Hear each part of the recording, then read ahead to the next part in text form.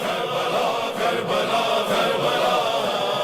ہے ہماری درسگاہ کربلا کربلا حق کا سیدھا راستہ کربلا کربلا ہے ہماری درسگاہ کربلا کربلا حق کا سیدھا راستہ کربلا بسم اللہ الرحمن الرحیم ام حسبت ان اصحاب الكهف والرقیم كانوا من آیاتنا عجبا. درود بھیجے گا محمد و آل محمد صلی علی محمد آل محمد وعجل فرجہ. خدا مثال کا انتہائی لطف و کرم ہے، انتہائی احسان ہے. اس نے ہمیں اہل بیت اطہار علیہ السلام کی تعلیمات کے صدقے میں، ان کی محبت کے صدقے میں ایسی چیزوں کی معرفت دی کہ جس سے بہت سارے لوگ غافل رہ گئے. ذکر سید الشہداء عزاداری امام حسین اور آج کی جیسی شب کی مناسبت سے شب جمعہ، دوسری قومیں زیادہ تر اس سے محروم رہ گئیں، نہیں سمجھ پائے شب جمعہ کتنی قیمتی چیز ہے. الحمدللہ رب العالمین آپ کو اور ہمیں اہل بیت اطہار علیہ السلام کی محبت کے صدقے میں یہ ہدایت نصیب ہوئی ہے. شب جمعہ کچھ نہ کچھ ایسا عمل ضرور انجام دیں کہ جس میں خدا کے نظام میں، اس کے فرشتوں کے سامنے ہم اور آپ تھوڑے سے روٹین سے مختلف نظر آئیں. ایک آپ کا روٹین ہے، اگر شب جمعہ نہ ہوتی، بدھ کا دن گزرا رات آئی، منگل کا دن گزرا رات آئی، کوئی اور رات آئی، تو آپ کس طریقے سے تھے؟ شب جمعہ ویسے ہی نہ ہو، تھوڑی سی مختلف. یہ اوقات پتہ نہیں، یہ اوقات بھی گواہی دیتے ہیں. یہ ہر چیز خدا و تعالیٰ کے نظام کے اندر گواہی دیتی ہے. تو مثال کے طور پر اگر شب جمعہ ہے اور آپ نے کچھ انجام دیا ہے اس احترام میں کہ شب جمعہ ہے، تو نہ صرف یہ کہ وہ عمل گواہی دے گا کہ آپ نے عمل انجام دیا، بلکہ یہ شب گواہی دے گی کہ اس شب کے احترام میں کچھ انجام دیا. اب نہیں معلوم یہ حقیقتیں جب ہم مریں گے تو ہمارے پاس کس صورت میں آئیں گی، لیکن بہرحال روایات کے اندر موجود ہے. تو کوئی ایکسٹرا نماز، کوئی ایکسٹرا زیارت، کوئی بڑھ کر کوئی اور عمل، دعائے کمیل، مختلف چیزیں جو آپ کے پاس ہیں ان میں سے کسی کا انتخاب کر کے ضرور انجام دیں انشاءاللہ. اور مرحومین کو ظاہر ہے کہ ہمیشہ اپنی نظر میں رکھیں، وہ لوگ منتظر ہوتے ہیں. روایات میں موجود ہے کہ یہ مرحومین اپنے گھروں کا رخ کرتے ہیں شب جمعہ، ان کی ارواح التماس کرتی ہیں، درخواست کرتی ہیں کہ ہمارے لیے کچھ انجام دیتے جاؤ. یہ خدا جانتا ہے کہ جب ہم ان چیزوں کو سنتے ہیں تو ہمیں کیا احساس ہوتا ہے اور اصل حقیقت کس انداز میں ظاہر ہو. یہ تو جب ہم خود مریں گے تو ہمیں سمجھ میں آئے گا کہ بھئی اصل حقیقت کیا ہے، لیکن پھر ہمارے کرنے کی کوئی چیز نہیں ہوگی. یہ دنیا عمل کی ہے، اس دنیا میں اپنے ہاتھوں کوئی عمل انجام نہیں دیا جا سکتا. ہاں آپ یہاں پہ کوئی ایسا کام کر دیں جو صدقہ جاریہ ہو جائے، وہ اچھا ہے. یہاں پہ کوئی ایسا کام کر دیں جس کا ثواب بنتا رہے اور پہنچتا رہے، یہ اچھا ہے.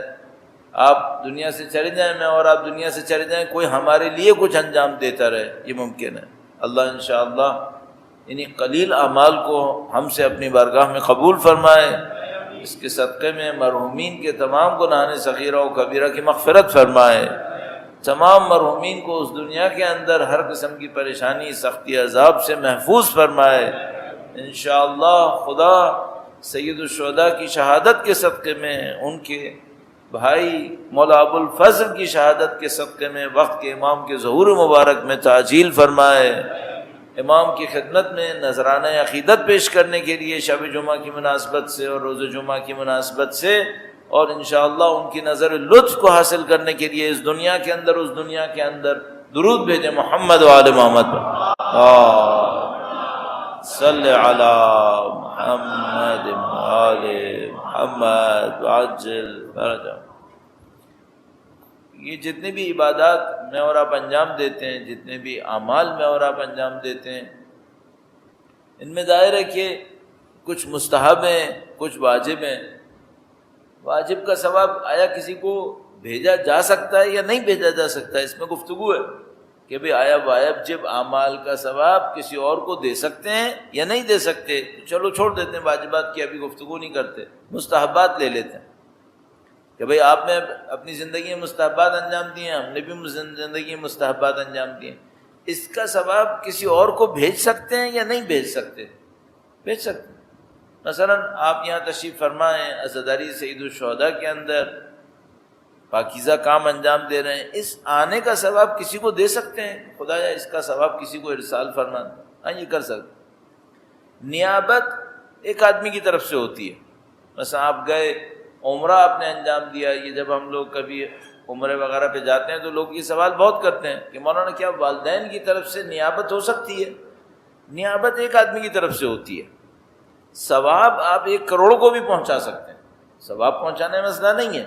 نیابت اگر آپ کر رہے ہیں تو نیابت ایک آدمی کی طرف سے ہوگی، تو یا والد کی طرف سے ہوگی یا والدہ کی طرف سے ہوگی نیابت کا مطلب۔ لیکن اگر آپ یہ کہیں کہ میں عمرہ انجام دیتا ہوں جس کا ثواب والدین کو پہنچے، والدین کو بھی پہنچاؤ، بھائیوں کو بھی پہنچاؤ، سب کو پہنچا سکتے ہیں، کئی لوگوں کو پہنچایا جا سکتا ہے۔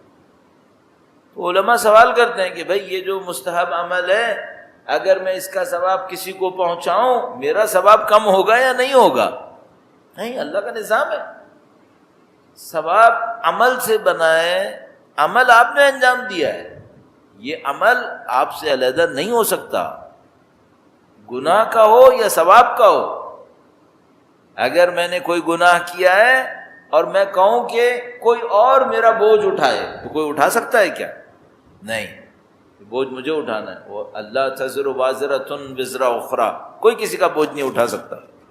تو اگر گناہ کیا ہے، بوجھ میرے سر پہ آیا ہے، یہ کوئی بوجھ نہیں اٹھا سکتا، یہ میرے ساتھ ہے۔ اگر میں نے ثواب کیا ہے، ثواب کا عمل انجام دیا، اس کا ثواب کسی اور کو بخش دوں، مجھے ملے گا یا نہیں ملے گا؟ کوئی جدا نہیں کر سکتا آپ کو آپ کے عمل سے، عمل ہمیشہ ساتھ رہے گا۔ یہ جو بار بار روایتیں کہتی ہیں نا، عمل قیام قبر میں جائیں گے ساتھ، اعمال قبر میں جائیں گے۔ اعمال کی نوعیت، اعمال کی حقیقت ایسی ہے کہ وہ میرے اور آپ کے وجود سے علیحدہ نہیں ہو سکتی ہے۔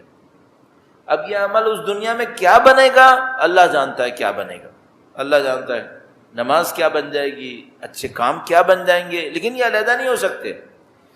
اب اگر میں نے ایک مستحب عمل انجام دیا، اس کا ثواب میں نے کسی کو بخش دیا، تو میرے ثواب میں کمی ہوگی؟ نہیں، بلکہ شاید ثواب بڑھ جائے گا۔ اب کیوں ثواب بڑھ کیوں جائے گا؟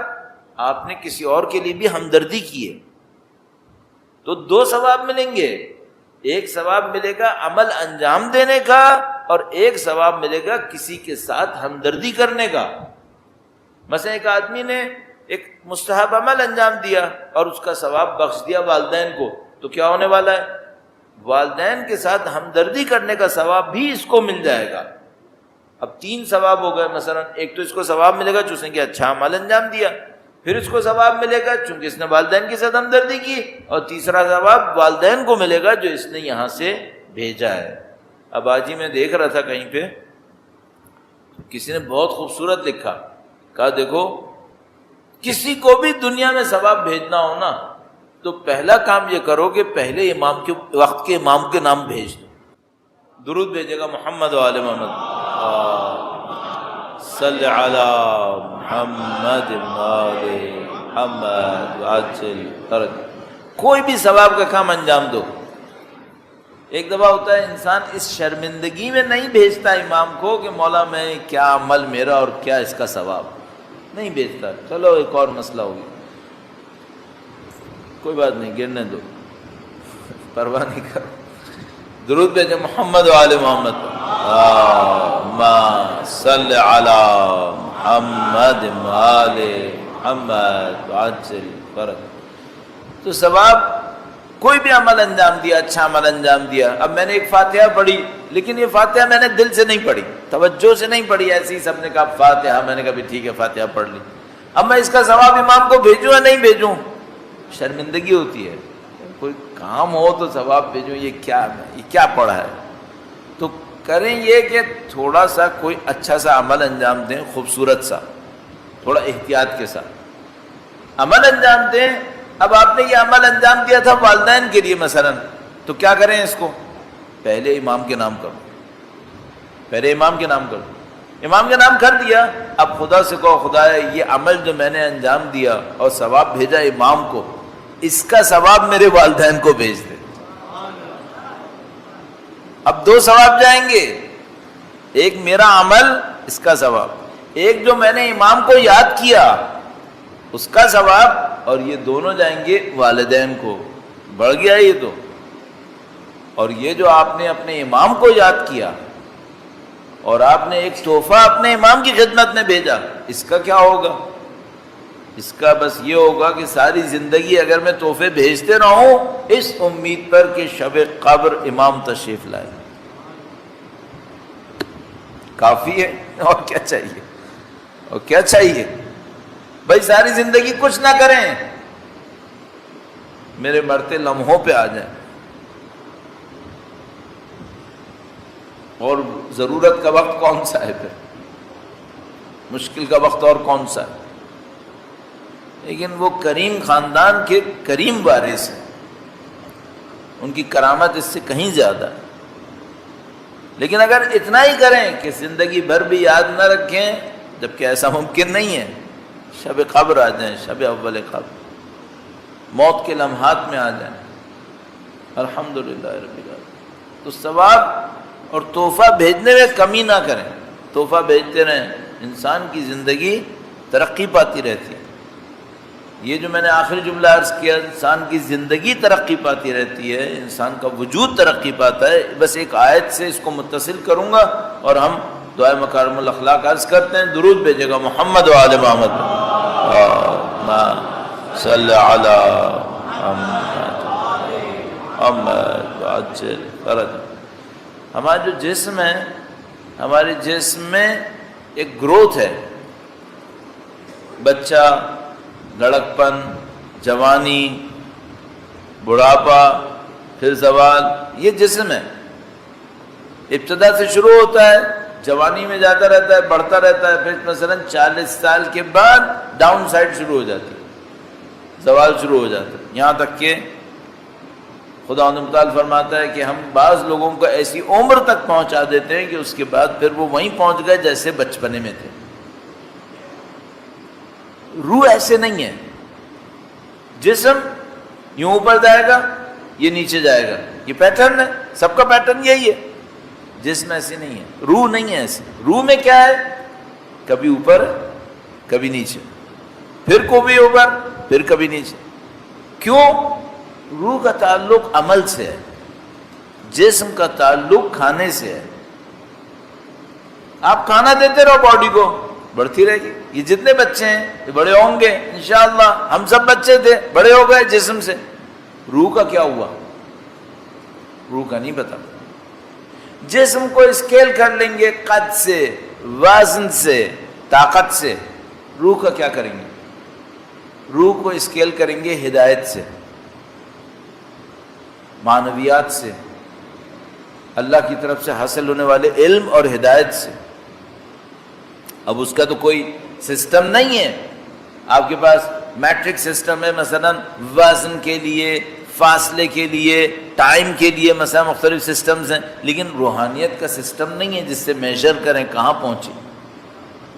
بچے کا بدن بڑھ رہا ہے، ہم مطمئن ہیں کہ صحیح ہے، معاملہ ختم ہو گیا، لیکن روح ایسے نہیں ہے۔ روح کبھی 40 سال بڑھتی ہے، نعوذ باللہ تعالیٰ ایک گناہ کی وجہ سے سب ختم۔ کبھی 40 سال گناہ میں رہتی ہے، کسی ایک توفیق کے نتیجے میں اچانک ترقی کر جاتی ہے۔ روح اس طرح آگے پیچھے ہوتی رہتی ہے۔ تو اس کا مطلب کیا ہے؟ اس کا مطلب یہ نہ کبھی نا امید ہو اور نہ کبھی یہ اطمینان کرنا کہ ہمارا معاملہ ختم ہو گیا، یہ نہیں سوچیے گا۔ آپ 60-70 سال کے ہو گئے، ساری زندگی تقویٰ میں گزاری ہے، یہ سوچو اب معاملہ ختم ہو گیا، اب تو صحیح ہو گیا، نہیں پتا، ایک رات میں معاملہ خراب ہو سکتا ہے۔ تو بہت زیادہ احتیاط کی ضرورت ہے. اس وجہ سے اتنی دعائیں ہیں کہ خدایا ہمیں دین پہ باقی رکھ، دین پہ باقی رکھ. اللہم اہدنا من عندک، اے خدایا اپنی طرف سے ہدایت نازل فرما دے ہمارے اوپر. انشاءاللہ شب جمعہ ہے، پروردگار لطف فرمائے گا، ہماری اور آپ کی روحانی ترقی نصیب ہوگی انشاءاللہ. وقت کے امام کے حضور ادائے احترام کے لیے، ان کی نظر لطف حاصل کرنے کے لیے. نظر لطف تو آپ جانتے ہیں، نظر امام کی سب پر ہے، ایک خاص نظر، اس میں کچھ کسب ہو جائے، کچھ حاصل ہو جائے انشاءاللہ. خدا ہمارے اور آپ کے قلوب کو امام کی نظر لطف سے منور فرمائے انشاءاللہ تعالی. سید الشہداء کی نورانیت سے منور فرمائے ہمیں اور آپ کو اور ہمارے مرحومین کو. درود بھیجے گا محمد و آل محمد. صلی علی محمد آل محمد وعجل فرج. دعائے مکارم الاخلاق کا ذکر تھا، متعدد جملات آپ کی خدمت میں عرض ہوئے تھے، اور آج انشاءاللہ ایک اور حصے کو آپ کی خدمت میں عرض کرتا ہوں. ایک بار پھر درود بھیجیں محمد و آل محمد پر. محمد آل محمد وعجل فرج. آپ کی خدمت میں کل عرض ہوا تھا کہ بھئی کچھ خوبیاں ہوتی ہیں، ان خوبیوں کے پیچھے کوئی برائی بھی آ سکتی ہے.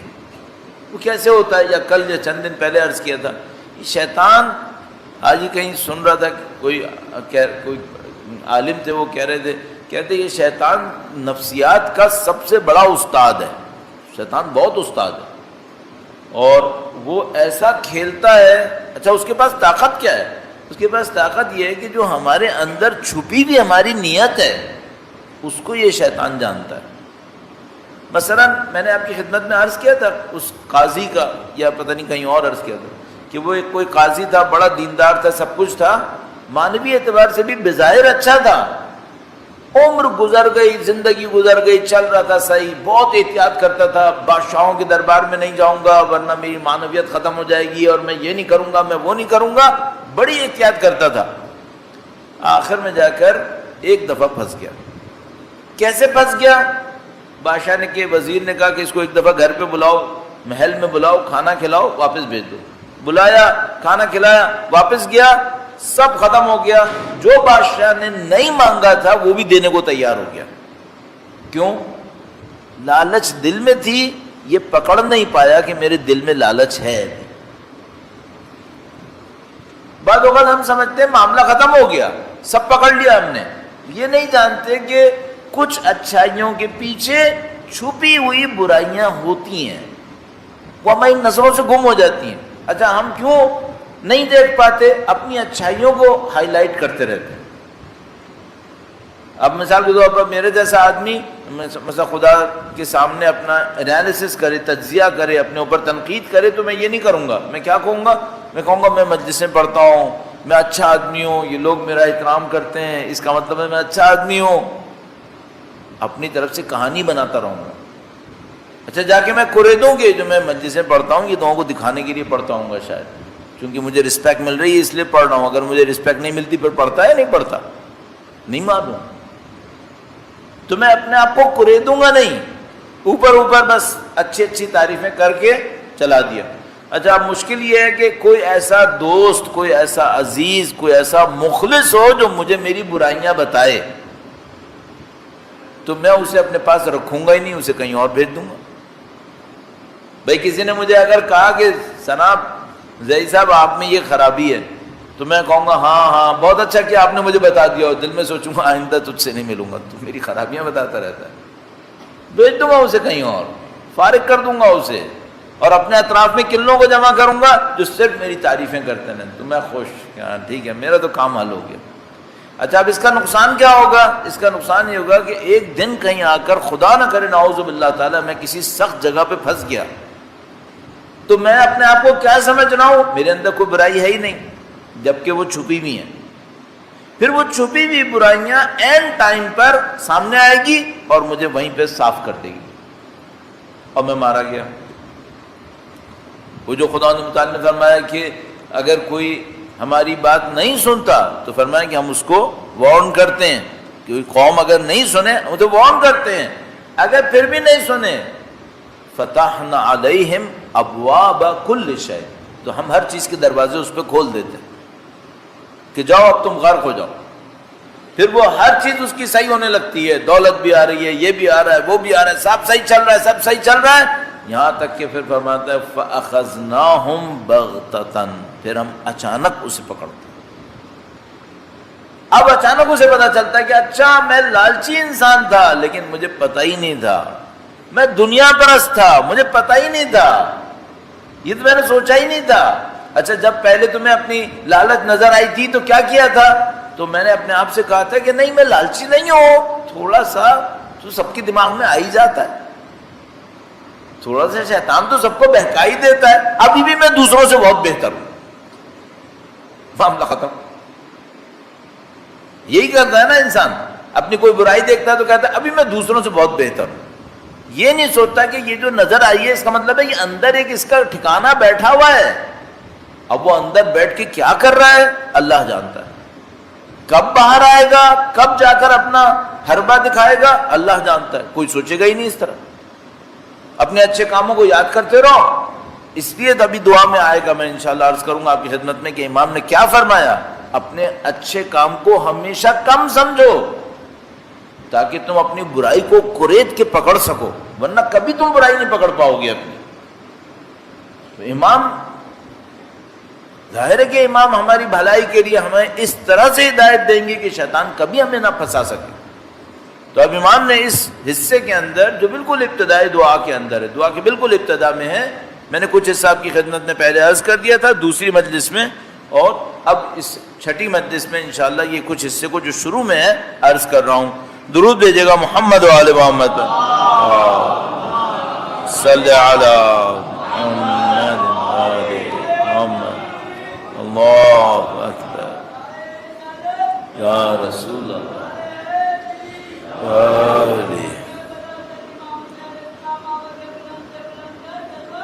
اللہم صلی علی محمد وعلی محمد وعجل فرج.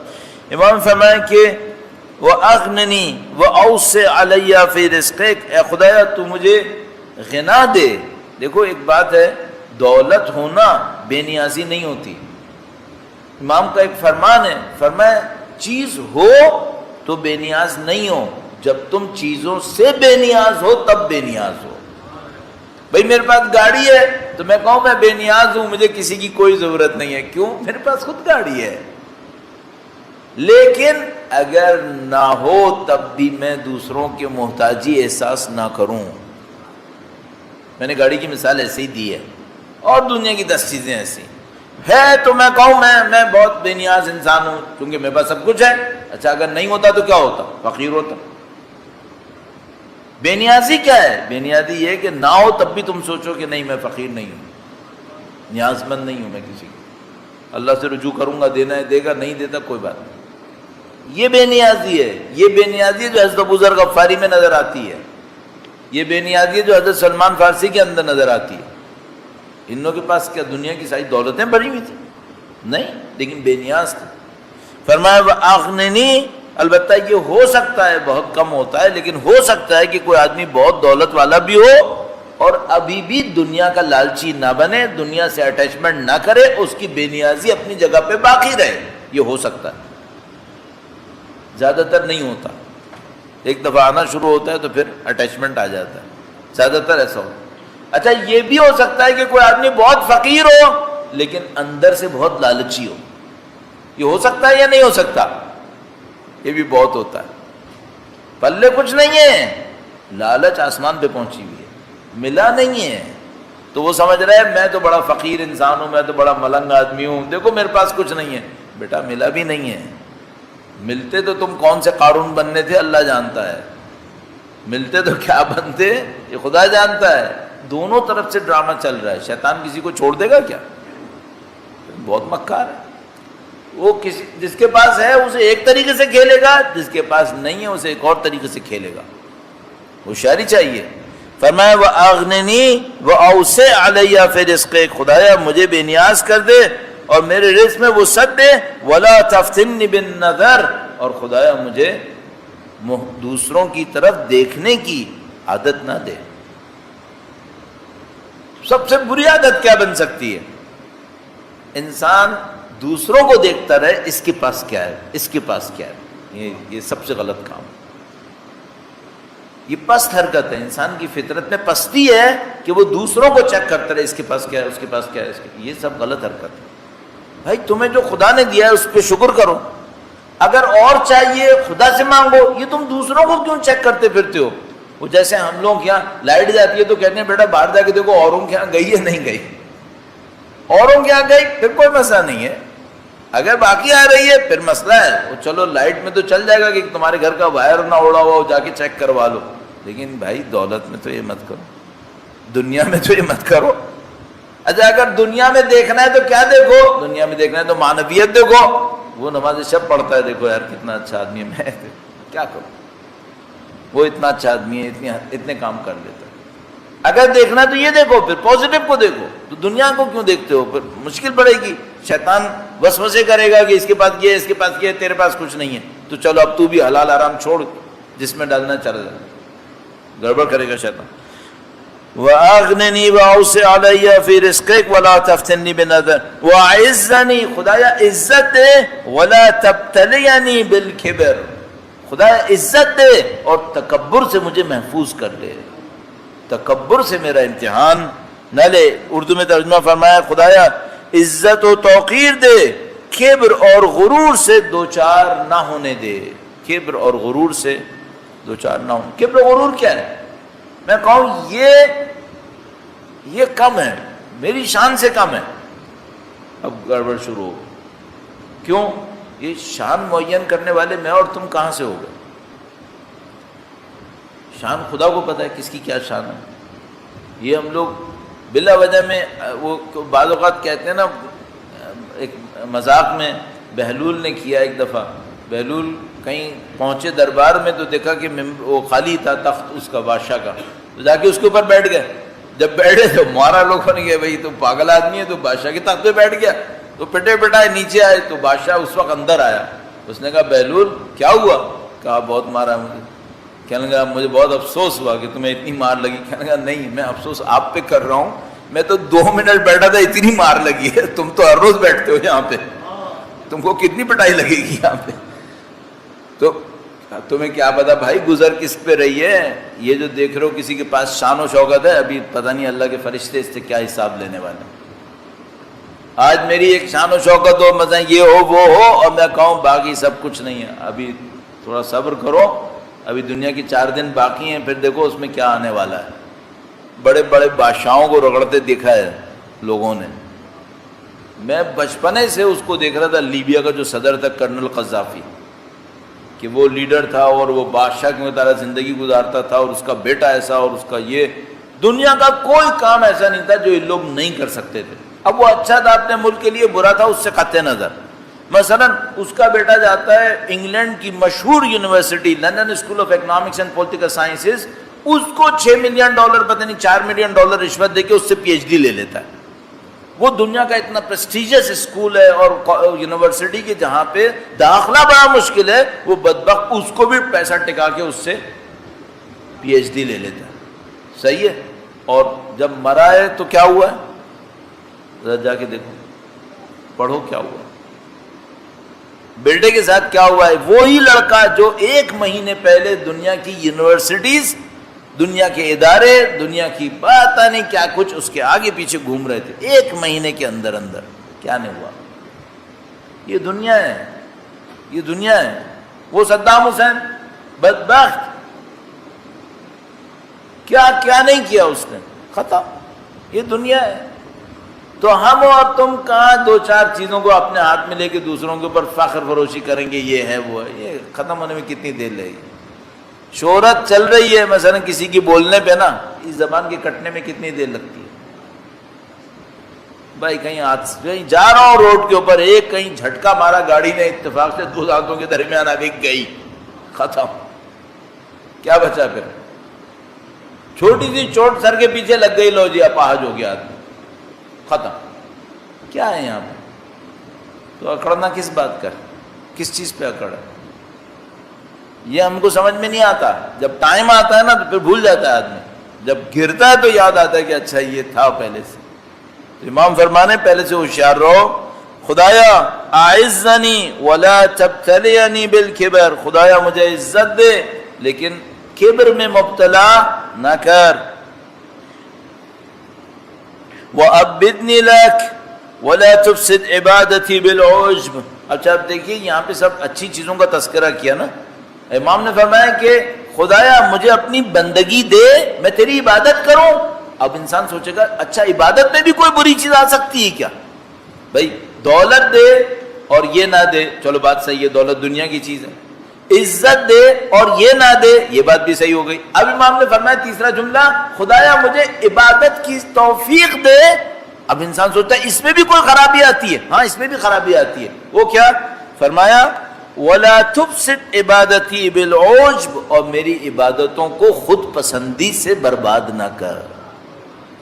عجب, عجب کسے کہتے ہیں؟ اپنے آپ کو دوسروں سے برتر احساس کرنا. میں نے تو وہ کیا ہے جو کوئی نہیں کر پایا.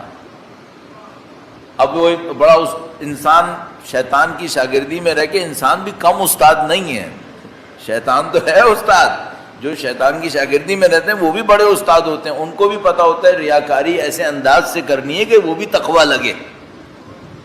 تو اپنی عبادتیں گنوا رہا ہوگا اور دو چار جملے ایسے بولتا رہے گا جیسے بڑا متقی ہے اور یہ نہیں ہے, اور اندر سے اپنی یہی ریاکاری چل رہی ہوگی. دنیا آسان نہیں ہے, شیطان کے دام سے نکلنا آسان نہیں ہے. عبادت کرنا ایک عمل ہے, عبادت بچانا ایک اور عمل ہے.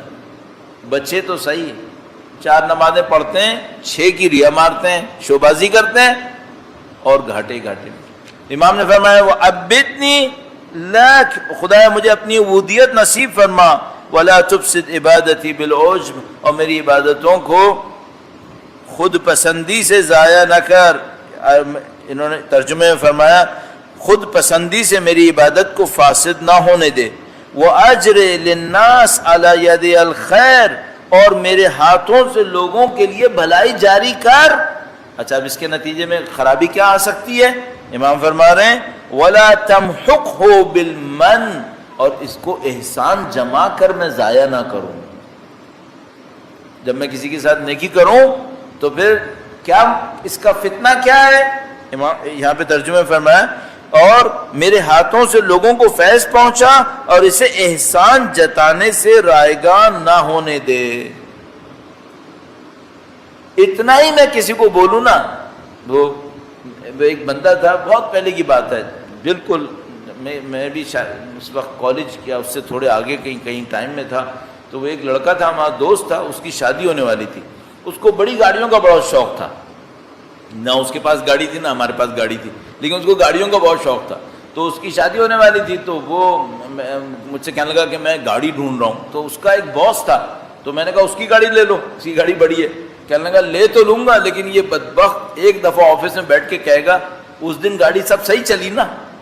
کہنے لگا یہ کرے گا یہ, تو میں اس سے نہیں لوں گا, چونکہ یہ ڈرامہ کرے گا, یقینا اس دن بے عزتی کرے گا میری.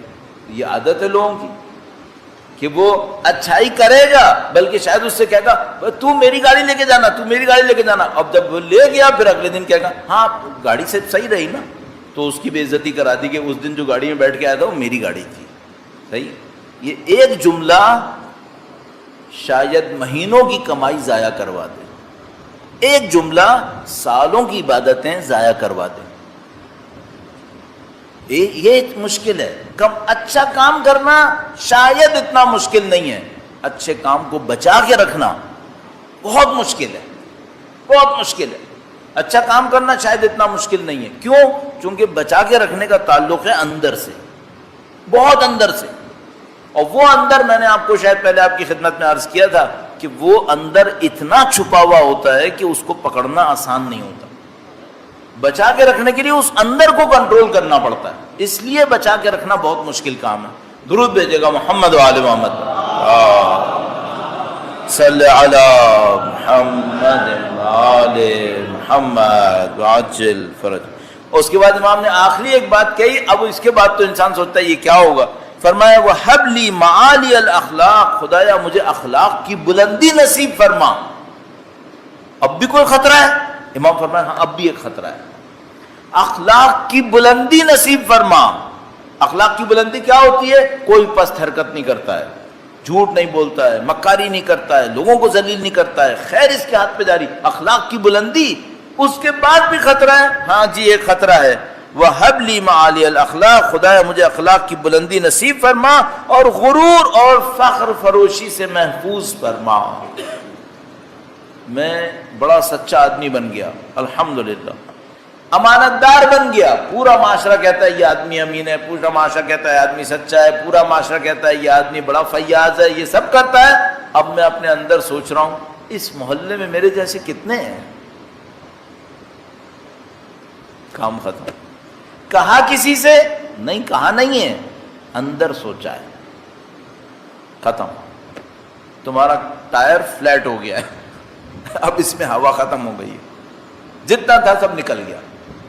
اچھا ممکن ہے کوئی کہ مولانا یہ تو وسوسہ آتا ہے، بھائی وسوسے کو تو فوراً کاؤنٹر کرو، لیکن یہ بھی دیکھ لینا ہے آیا کیوں تھا، اندر کچھ ہے، وہ چوتھے انسان میں کچھ گڑبڑ ہے، ورنہ یہ آیا کیوں اصلا؟ خدا کی کبریائی کے سامنے یہ میرے دماغ میں آئی کیسے یہ بات؟ صحیح ہے، یہ وہ چیلنج ہے جو عبادتوں کے اندر ہیں، یہ وہ چیلنج ہے جو امام نے دعائے مکارم الاخلاق کے اندر بیان فرمایا۔ تو اخلاق لینا آسان ہے، اخلاق بچانا بہت سخت ہے۔ نیکی کرنا آسان ہے، نیکی کے پیچھے جو اور چیزیں آتی ہیں 10 وہ بہت مشکل کام ہے۔ تو آپ باقیوں کا تو آپ خود سوچ لیں، یہ ایک حصہ بہت امپورٹنٹ تھا، میں نے آپ کی خدمت میں عرض کیا۔ ایک اور حصہ ہے اور وہ بھی آپ کی خدمت میں عرض کرتا ہوں، درود بھیجے گا محمد و آل محمد پر۔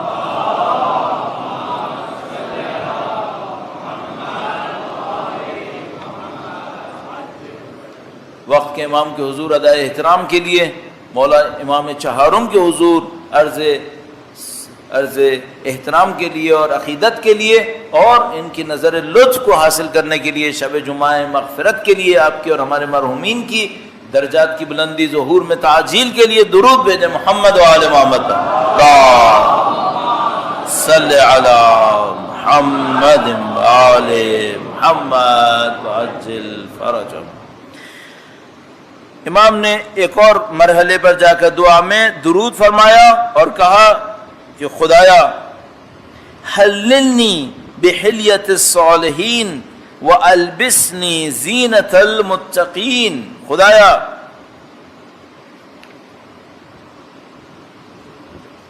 امام نے یہ جملہ کہا کہ خدایا مجھے صالحین کا حلیہ نصیب کر، البتہ حلیہ اردو میں حلیہ کچھ اور کہیں گے شاید، صالحین کے اخلاق نصیب کر، صالحین کا کردار نصیب فرما، وَأَلْبِسْنِي زِینَةَ الْمُتَّقِین، اور متقین کی جو زینتیں ہوتی ہیں وہ مجھے نصیب کر دے۔ صالحین کا حال حلیہ مجھے نصیب کر دے، کردار نصیب کر دے، اور متقین کی زینتیں جو متقین کو خوبصورت بنا دیتی ہیں وہ مجھے نصیب کر۔ کیسے؟ میں نے کاؤنٹ کیا ہے، 19 صفتیں امام نے بیان فرمائی ہیں۔ یہ 2 جملے فرمائے، خدایا مجھے صالحین کی کردار اور حلیہ نصیب فرما اور متقین کی زینتیں۔ اب یہ متقین کی زینتیں کیا ہیں؟ صالحین کا حلیہ کیسے ملتا ہے؟ 19 صفتیں امام نے یہاں پر بیان کی۔ اچھا یہ جو میں 19 آپ کی خدمت میں ابھی عرض کروں گا، آپ کو یا مجھے صرف یہ سننے اور پڑھنے سے یاد ہو جائیں گی؟ نہیں، یہ سننے اور پڑھنے سے ہم اس پر عمل شروع کر دیں گے؟ نہیں، تو پھر ہم یہ کر کیا رہے ہیں؟ ہم صرف یہ بتا رہے ہیں کہ یہ امام نے یہاں لسٹ کیا ہے، جب بھی آپ کو موقع ملے زندگی میں، آج شب کل کے دن اس کو جا کے مطالعہ فرمائیں اور کیا کریں؟ اللہ اکبر، یا رسول اللہ، یا اللہم صلی علی محمد آل محمد وعجل فرجہ۔ تو جا کے اس کو مطالعہ کریں اور اس کو اپنی زندگی میں لانے کی کوشش کریں۔ میرے لیے بھی یہی ہے، آپ کے لیے بھی یہی ہے۔ میں جو 19 پڑھوں گا شاید تھوڑی دیر میں بھول جاؤں گا، لیکن اچھا اس کا ایک اور راستہ بھی کر سکتے ہیں۔ وہ کیا؟ پڑھیں تو صحیح، ساری 19 پر ایک ساتھ عمل نہ کر پائیں، شاید ساری 19 پہ تو عمل نہیں کر پائیں گے، بہت کوئی ہوشیار خوش قسمت ہوا تو کر لے، تو کیا کرے اس 19 کو ٹارگٹ بنا لے 1 سال کے لیے.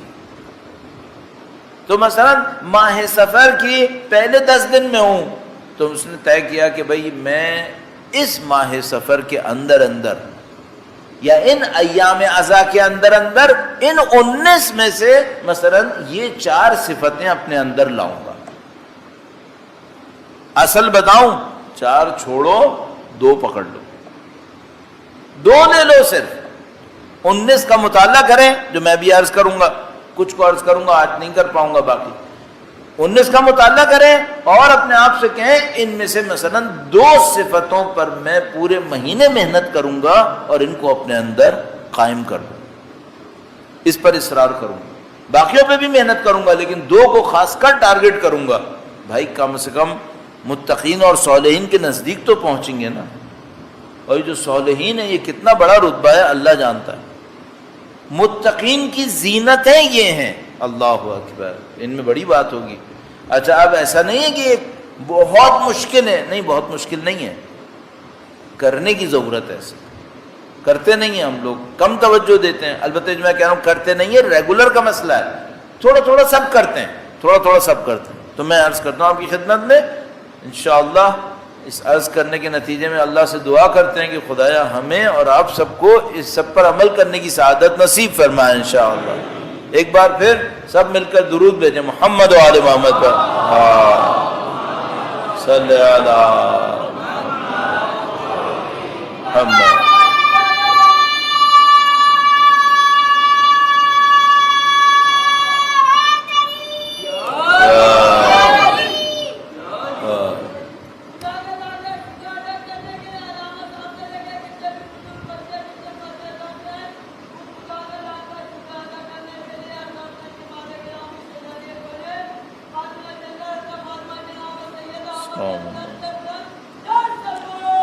اللہم صلی علی محمد آل محمد عجل فرج.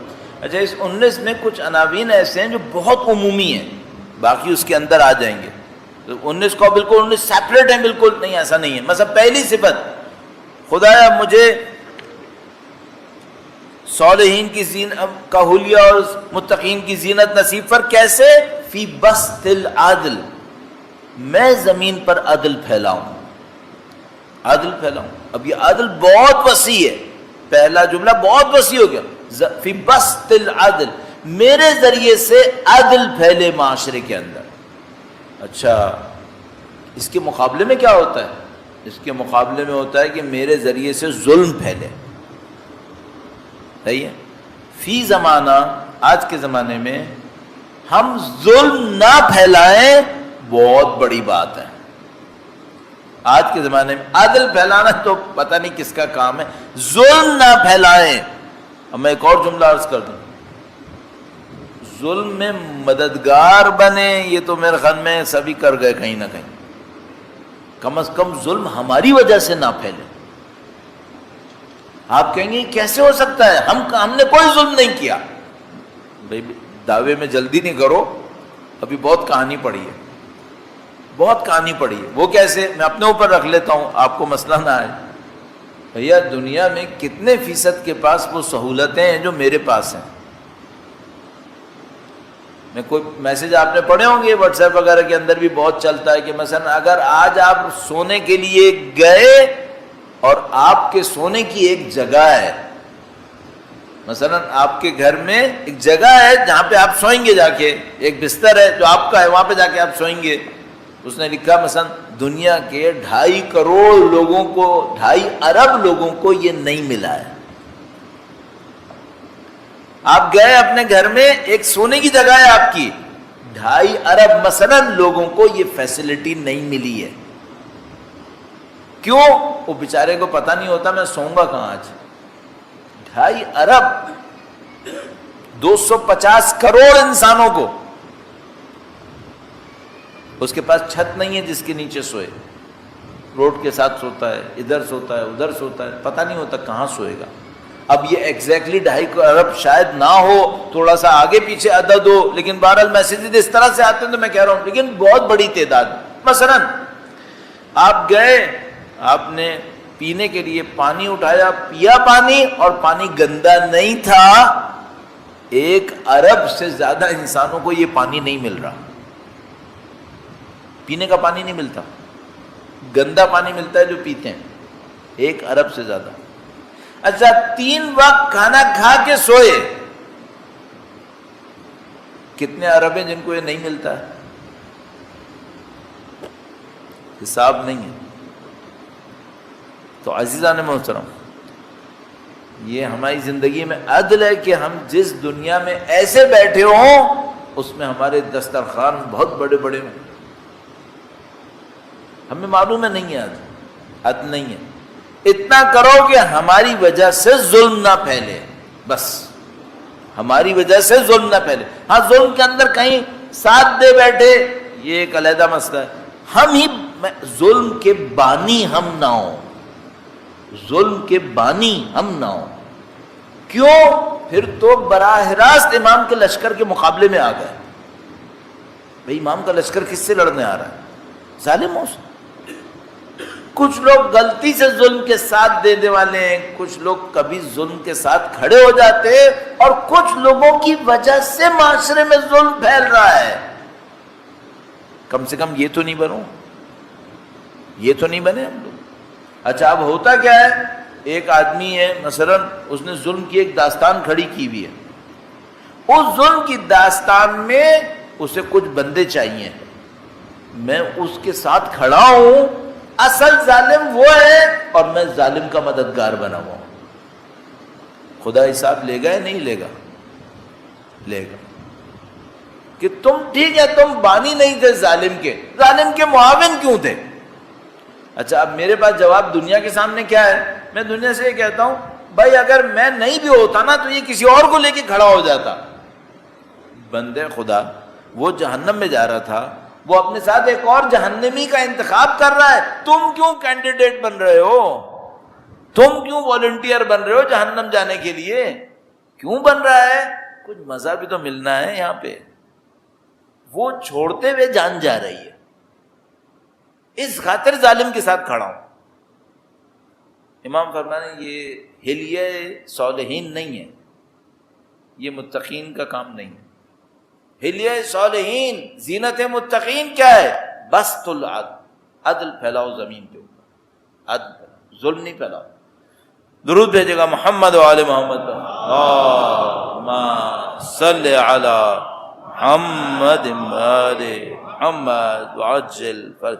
خزم الغیظ، 4 آدمی میرے غیظ و غضب کی وجہ سے زندگی میں سختی میں پڑے ہوئے. یہ مثال کہاں ملتی ہے؟ میرے جیسوں میں مل سکتی ہے اور دوسری جگہوں میں مل سکتی ہے. وہ کہاں پر؟ خاندان میں. جب میں آتا ہوں کسی محفل میں سب چپ ہو جاتے ہیں. کیوں چپ ہو جاتے ہیں؟ پتہ ہے آدمی بدتمیز ہے، ذرا سے کسی بات کے اوپر وہ سنائے گا کہ سنبھالنا مشکل ہو جائے گا. امام فرماتے تم ایسے نہیں بننا، تم اپنے غیظ و غضب کو کنٹرول میں رکھو. بسط العدل، کظم الغیظ واطفاء النائرہ. انہوں نے ترجمے میں فرمایا کہ خدایا مجھے کیسا بنا؟ عدل کے ناشر، غصے کے ضبط، فتنوں کے فروغ کرنے میں. بعض اوقات خاندان میں کسی ایک بات کے اوپر ایک فتنہ مچ جاتا ہے، ایک جھگڑا شروع ہو جاتا ہے. اچھا کچھ لوگ کیا کرتے ہیں، وہ فوراً اس بات کو جج کر لیتے ہیں کہ یہ وہ جگہ ہے جہاں سے خاندان میں جھگڑا آنے والا ہے. وہ فوراً احساس کر کے ایک کے پاس جائیں گے، اس کو ٹھنڈا کریں گے، دوسرے کے پاس جائیں گے، دوسرے کو ٹھنڈا کریں گے. اس کو کہتے ہیں اطفاء النائرہ، آگ ٹھنڈا کر دینا. آگ ٹھنڈا، اطفاء یہ جو فائر بریگیڈ ہوتی ہے نا اس کو اطفاء النائرہ کہتے ہیں. ویسے تو یہ کیا کرتا ہے؟ یہ شخص جاتا ہے، یہ معاشرے کے اندر، خاندان کے اندر، گھر کے اندر جو آگ اٹھنے والی ہوتی ہے اسے ٹھنڈا کر دیتا ہے. یہ صالحین کی عادت. اچھا اس کے مقابلے میں کیا ہوتا ہے؟ وہ دیکھتا ہے اس کا اس کے ساتھ کوئی ٹینشن چل رہا ہے، کہتا ہے چلو ذرا مزے لیتے ہیں. اب جائے گا، اس سے کہے گا ہاں اس نے تمہارے ساتھ کچھ کیا ہے کیا؟ اسے گراؤنڈ دے رہا ہے کہ بک بک کرے، صحیح ہے، اس کی آگ کو اور لگا رہا ہے، ہاں یار یہ نہیں کرنا چاہیے تھا، یہ تو اس نے بہت غلط حرکت کی تمہارے ساتھ، اور گراؤنڈ دے رہا ہے کہ اس کی آگ اور جلے اور جلے، اس کی آگ جلا کے یہ خوش ہو رہا ہے۔ اس بدبخت کو نہیں پتا کہ یہ اپنے لیے کیا آگ بھڑکا رہا ہے، اس کو نہیں پتا کہ یہ تم جو اس کے سینے میں آگ بھڑکا رہے ہو نا کسی مومن بھائی کی دشمنی میں، یہ تم اپنے لیے کون سا گڈھا کھود رہے ہو، تم نے جانا ہے اس کے اندر ہی، وہاں آگ نہیں ہے، ہم بھیج رہے ہیں، ہم بھیج رہے ہیں۔ کوئی کہتا ہے بھائی مجھے پل صراط کے نیچے آگ بجھانی ہے، تو کیا کہا امام نے؟ امام نے فرمایا کہ اپنے غیظ و غضب کو ختم کرو، پل صراط کی آگ خود ہی بجھ جائے گی، غیظ و غضب ختم کرو،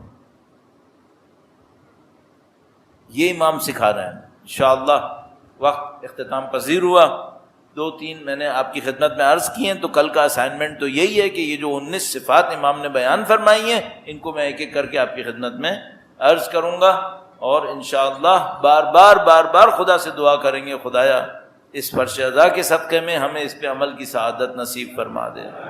درود بھیجے گا محمد و آل محمد پر، صلی علی محمد و آل محمد وعجل فرجہ۔ اور اگر کسی کے ذہن سے نکل گیا ہو تو اسے میں یاد دلا دوں کہ جو میں پڑھ رہا ہوں یہ امام کی دعاؤں کی کتاب صحیفہ کاملہ، جس کو صحیفہ سجادیہ بھی کہتے ہیں، اس سے ہے، اور اس کا دعا نمبر 20 ہے۔ چونکہ پاکستان میں جتنی بھی صحیفہ پرنٹ ہوتی ہیں ان سب میں ترتیب ایک ہی ہے، تو میں پھر بیان نہیں کرتا کہ یہ کس کی ترتیب میں 20 نمبر ہے، یہ 20 نمبر دعا بنتی ہے۔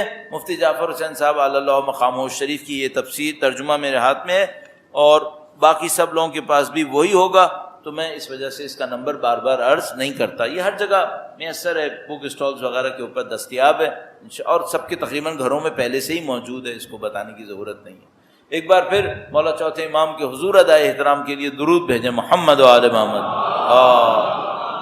صلی علی محمد آل محمد وعجل فرج۔ عزیزان محترم، شب جمعہ ہے، اور شب جمعہ اللہ نے مغفرتوں کے لیے بنائی ہے، رحمتوں کے لیے بنائی ہے۔ شب جمعہ اور اہل بیت اطہار علیہ السلام کا ذکر دلوں کو نرم کرنے کے لیے رکھا ہے خدا، کہ تھوڑی سی جس کو ہم لوگ کہتے ہیں لطافت آئے، انسان پاکیزہ باتیں سنے، اللہ کی بندگی کرے، اس کے دل میں جو سختی ہو وہ اس شب جمعہ کے صدقے میں ختم ہو جائے۔ الحمدللہ رب العالمین، آپ کو اور ہمیں خدا نے توفیق دی کہ ہم مولا چوتھے امام کے کلام کے نام پر جمع ہوئے، سید الشہداء کے فرش اعضاء کے نام پر جمع ہوئے، اور اس نعتِ ان کی خوبصورت کلام سے ہمارے دلوں کو نرمی نصیب ہوئی، ان کے خوبصورت کلام سے ہماری عقلوں کو، ہمارے وجود کو اس کی نورانیت نصیب ہوئی ہے۔ اب چند جملے مصائب کے عرض کروں گا، چند جملے مصائب کے عرض کروں گا تاکہ خدا اس نورانیت میں ہماری اور آپ کی اضافہ فرما دے۔ اور مصائب میں کس کے مصائب عرض کروں؟ عزیزوں، میں معمولاً کوشش نہیں کرتا پہلے سے طے کر کے آؤں کہ میں نے مصائب کس کے پڑھنے ہیں، بس کہیں چلتے چلتے کوئی ایک مشکل کسی ایک وجہ سے مصائب کا کوئی پہلو میرے سامنے آ جاتا ہے، تو بس میں سوچتا ہوں مجھے یہی مصائب پڑھنے ہیں۔ ابھی ہمارے دوست نے جب لائٹیں بند کرنا شروع کی نا تو مجھے زندان شام یاد آ گیا۔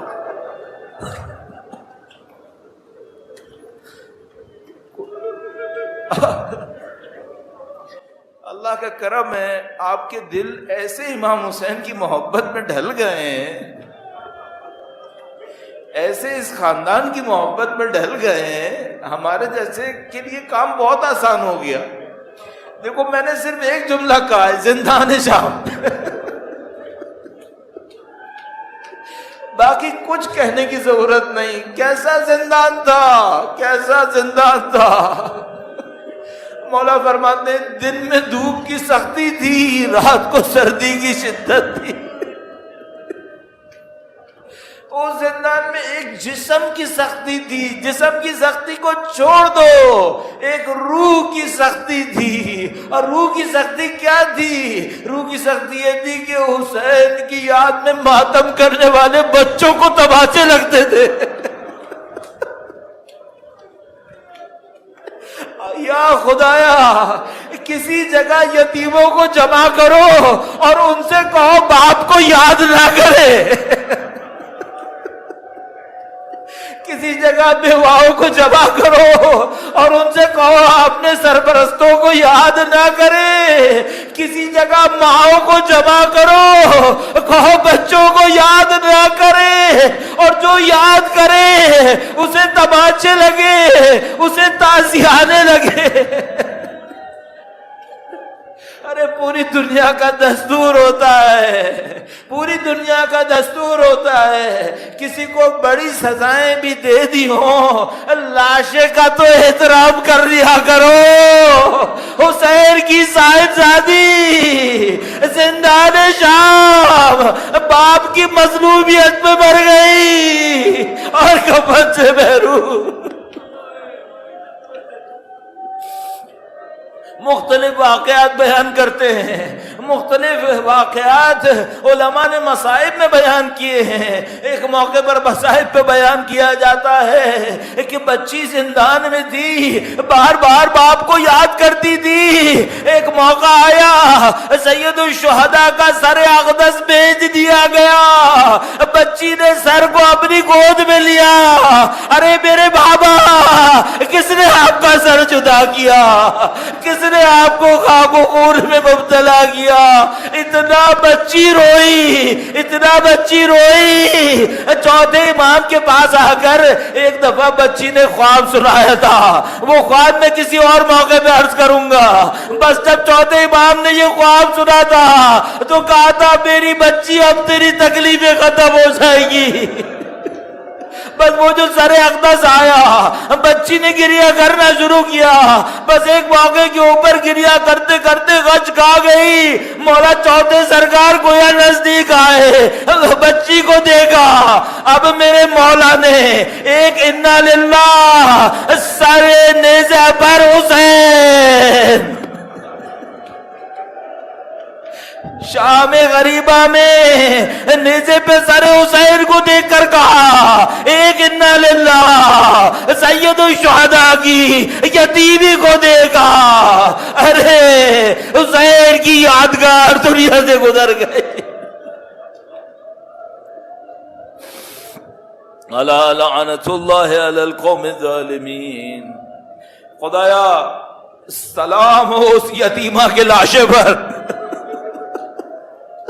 خدایا سلام ہو اسی زخمی کرتے میں دفن کیے جانے والی بچی پر، خدایا سلام ہو اس بچی پر تو مر کے بھی قید خانے میں رہی، خدایا سلام ہو جو قید خانے میں زندان میں زندہ بھی اکیلی رہی، مر کے بھی اکیلی رہی، خدایا سلام ہو۔ ماتم حسین۔